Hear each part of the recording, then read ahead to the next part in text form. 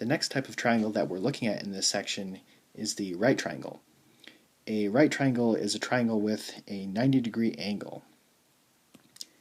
The hypotenuse of a right triangle is the side opposite the 90-degree angle, and it is also the longest side.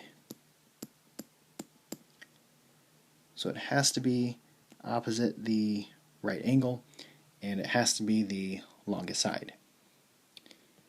And a leg of a right triangle, these are the other two sides of a right triangle. So we also have the Pythagorean theorem, which is a squared plus b squared is equal to c squared. So if you take the two legs of a right triangle and square them and add them together, it has to equal the square of the hypotenuse, or c squared. So this is the relationship among the three sides of any right triangle. So this always has to be true. And it's named after a Greek philosopher and mathematician, Pythagoras. However, there's also equivalent formulas to the Pythagorean theorem, and these were discovered independently by different cultures. So the Babylonians, the Egyptians, the Chinese, they all developed their own Pythagorean theorems independently at different time periods.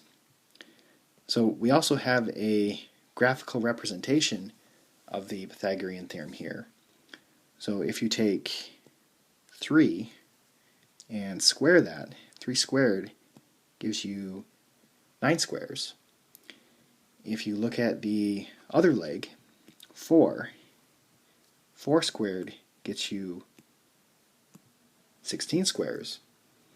So if you add the 9 squares plus the 16 squares, you get 25 squares, which is 5 squared. So 3 squared plus 4 squared is equal to 5 squared. So this is kind of a good graphical representation of the Pythagorean theorem. Okay, so for questions 5 and 6, they want us to use the Pythagorean theorem to find the missing length in each right triangle. So for question 5, we know what the two legs are, and we're trying to find out what c is. We're trying to find out what the hypotenuse is. So if we take 7 and square it, and add it to 24 and square it, we know that this has to be equal to c squared, or the hypotenuse squared. So 7 squared is 49. 24 squared is 576. So if we add those up, we get 625.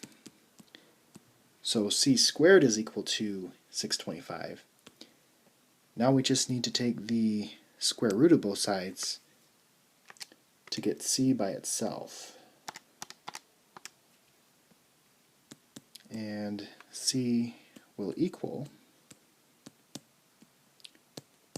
25.